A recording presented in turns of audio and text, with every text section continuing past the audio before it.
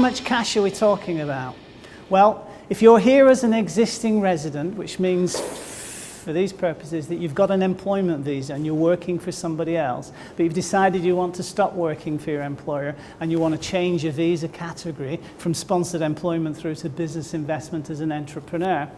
then the monetary requirement as a minimum to anticipate an approval under this visa type is $500,000 Hong Kong dollars, which is really nothing, all things considered, certainly compared to other jurisdictions. However, if you're not an existing resident when you make this application and you are seeking to come to Hong Kong or change your status from visitor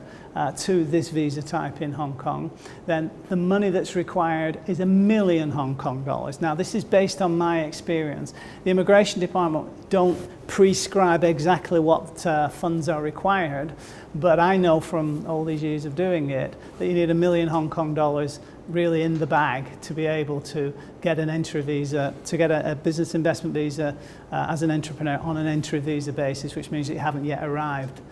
Or if you're here as a visitor waiting it out, you need $1 million Hong Kong dollars as part of your application.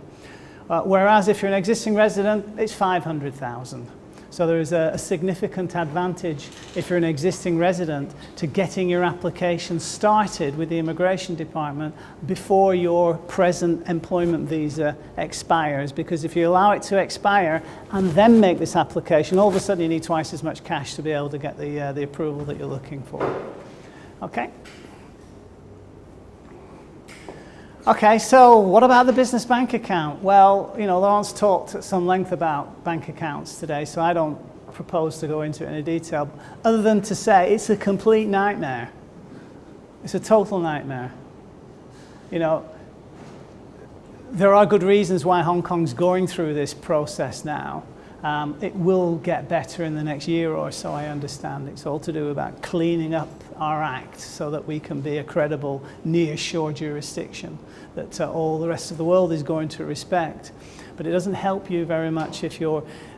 here as a visitor and you're interested in starting a business and you want to get a business investment visa as an entrepreneur, knowing that you're going to get dragged from bank to bank to bank to bank to bank to bank over weeks and months, paying what are significant amounts of cash to go through the bank account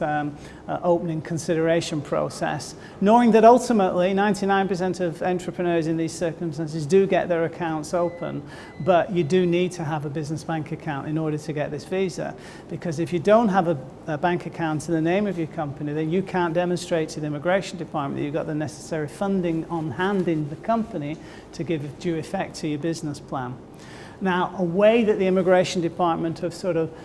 bent in the wind, if you will, as a result of the real problems that people have opening bank accounts in Hong Kong in the names of their Hong Kong companies, is to open a bank account offshore in the name of your Hong Kong company. And in recent past, there's been a trend for entrepreneurs in Hong Kong to take their Hong Kong company and open a bank account in Singapore. It's an expensive way of doing it, but it is a way to at least solve the problem of getting the Immigration Department to buy into your plan for the business, knowing that you've got a funded company bank account. It might be in Singapore, but once you get approved, you can then, and you've got your ID card, you can then go back to the local banks and have another conversation with them. And I think you'll find, as Laurence said, if you're an existing resident, the attitude changes with the banks in that respect.